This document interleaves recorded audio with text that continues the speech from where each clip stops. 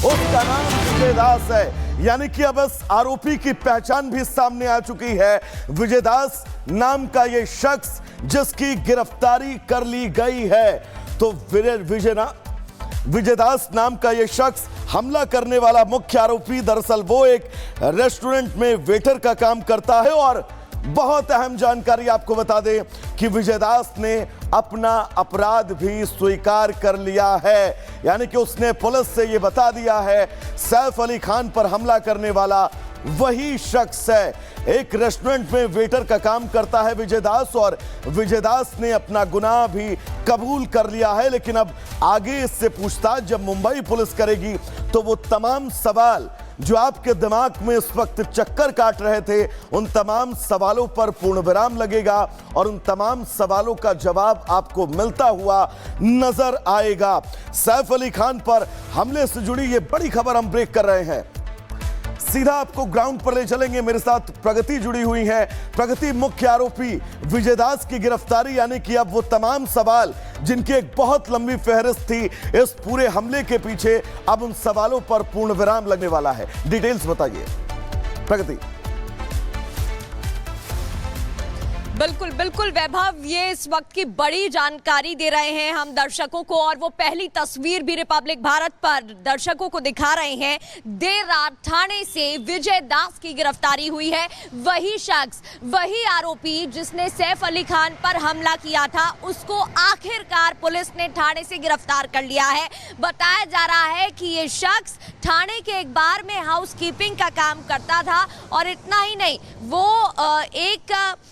आप बोल सकते हैं झाड़ू में छुपा हुआ था या फिर बुशेस के पीछे छुपा हुआ था। और इतना ही नहीं, जो मजदूरों का कैंपिंग एरिया था वहां पर वो इतने दिनों से छुपा हुआ था, उसने शरण ली हुई थी। और जैसे ही पुलिस को इस बात का पता चला, पुलिस ने गिरफ्तार कर लिया। इतना ही नहीं, अभी इस पूरे मामले में कई सवाल खड़े हो रहे हैं, क्योंकि करीना कपूर खान की जो स्टेटमेंट सामने आई थी, पुलिस उससे बिल्कुल भी सैटिस्फाइड नहीं है, संतुष्ट नहीं है। और क्योंकि उन्होंने कह दिया कि वो घबराई हुई है और अभी भी वो मंजर उनके दिमाग में है, इस वजह से पुलिस ने भी ढील दी है। लेकिन दोबारा उनसे पूछताछ होगी। और बड़ी बात यह भी है कि जिस हथियार से, जिस चाकू से सैफ अली खान पर हमला हुआ था, उसका एक टुकड़ा तो पहले ही पुलिस को मिल गया था। 2.5 इंचेस का वो आधा टुकड़ा था, जो कि उनकी रीढ़ की हड्डी से बरामद किया गया था।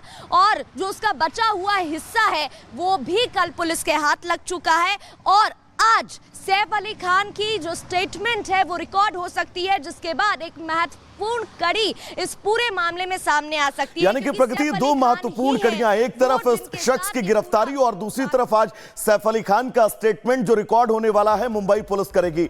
लेकिन प्रगति, आपके दाहिनी तरफ एक तस्वीर हम टीवी स्क्रीन पर अपने दर्शकों को दिखा रहे हैं। वो सीढ़ियों से उतर रहा है, सीढ़ियों से उतरने के बीच आज शख्स की गिरफ्तारी।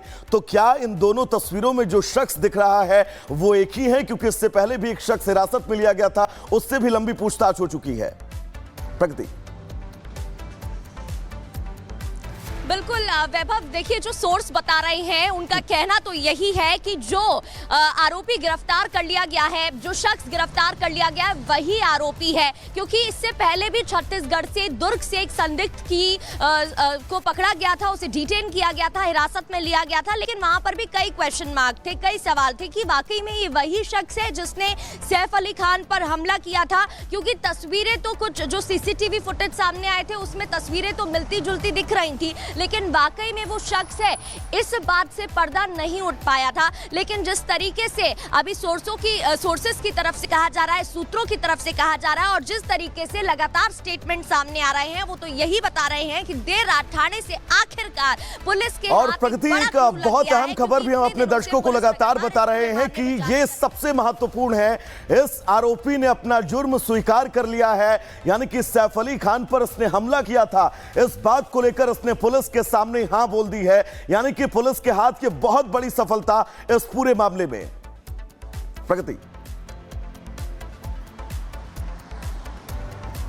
बिल्कुल बिल्कुल ये जो आरोपी है इसका नाम विजय दास बताया जा रहा है। बार में हाउसकीपिंग का काम करता था और जब पुलिस ने पूरे मामले में सवाल जवाब विजय से किए हैं तो उसने अपना गुनाह कबूल कर लिया है। उसने बताया कि वो कैसे उस रात सैफ अली खान के घर पर पहुंचा। 14-15 की दरमियानी रात ना सिर्फ वो सैफ अली खान के घर पहुंचता है छिपकर, बल्कि वो हमला भी करता है। लेकिन देखिए वैभव, अभी भी इस पूरे मामले में कई ऐसे सवाल हैं जिनके जवाब नहीं मिल पाए हैं। वो क्यों गया था? सिर्फ चोरी मकसद था या कोई और मामला है? करीना कपूर खान क्यों हॉस्पिटल नहीं आई? वो अपनी बहन करिश्मा के घर क्यों चली गई? उसके बाद पुलिस को जो स्टेटमेंट दिए गए उससे पुलिस संतुष्ट क्यों नहीं है? क्या सिर्फ चोरी का ही मामला बताया जा रहा है? जब 12 अपार्टमेंट थे तो सिर्फ चोरी के लिए सैफ अली खान का घर ही क्यों आरोपी ने चुना? ये वो तमाम सवाल हैं जिनके जवाब अभी तक मिल नहीं पाए हैं और पुलिस अब इन पर काम करेगी, इनका रुख करेगी, क्योंकि जो मेन कड़ी थी यहाँ पर विजय दास,